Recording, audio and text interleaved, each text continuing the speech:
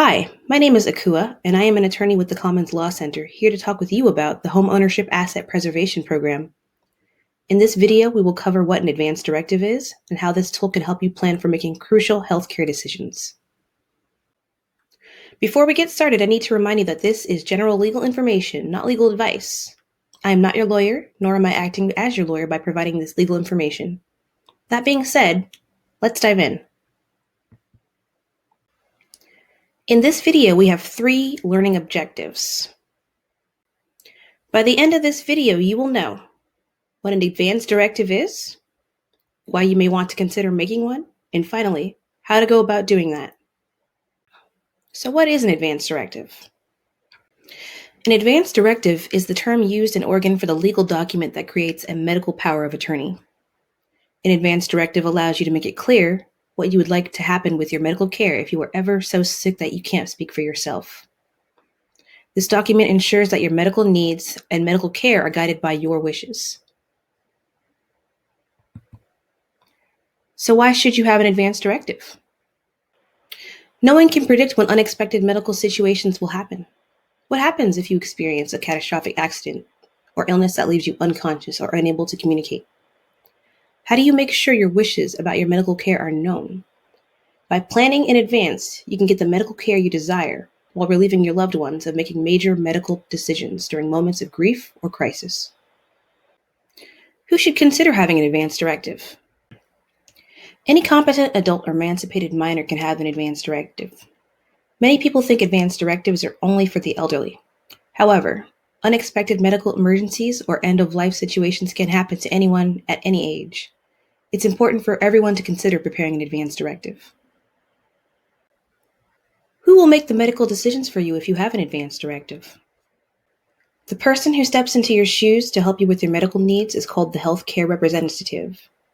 You appoint someone you trust with your life and who has a good understanding of your wishes to work with your medical providers. You should also be sure that the person chosen is willing and able to serve in this role. What medical decisions are covered by an Advance Directive? There are several medical decisions and procedures that can be addressed by an Advance Directive. Here, we've listed some of the typical situations and the questions you'd be answering in the Advance Directive to help your healthcare representative make the choices that best match your wishes.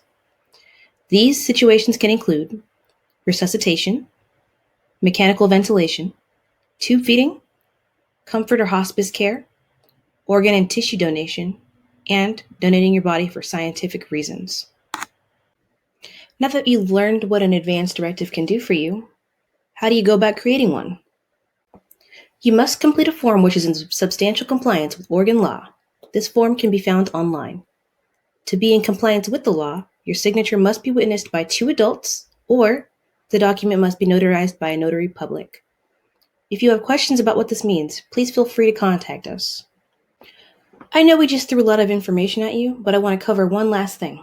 I want to make sure you know what to do once your Advance Directive is signed and ready to go in case of an emergency. Many folks believe that once they've completed the Advance Directive, that their job is done. Wrong. First, you will want to give your healthcare representative a copy and your primary doctor a copy for your medical records. Tell your close family members and friends where you keep the copy. Give hospital staff a copy to include in your health records so it will be available if you have to go to the hospital. Another option is to carry a wallet-sized card that indicates you have an Advance Directive, identifies your healthcare agent, and states where a copy of your directive can be found. It's also a good idea to keep a copy with you when you're traveling. So you have an Advance Directive in place and you've taken the steps to store it wisely. Now when should you update it? Because you might want to change or update your Advance Directive in the future, it's a good idea to keep track of who keeps a copy. Review your Advance Directive planning decisions from time to time, because you might want to revise your care preferences if your situation or your health changes. For example, you might want to make adjustments if you receive a serious diagnosis, if you get married, separated, or divorced, if your spouse dies, or if something happens to your healthcare representative. If your preferences change, you will want to make sure that your doctor, healthcare representative, and family know about them. Planning for worst-case scenarios can be hard, but it is essential. In closing, having an Advance Directive can reduce the stress of your loved ones during a medical crisis and allows for you to have a say in what happens with your medical care when you cannot speak for yourself. If you would like to learn more about the process of obtaining an advance directive, give Etta Baker with the African American Alliance for Homeownership a call to see if you qualify at 503-595-3517. Thank you for listening.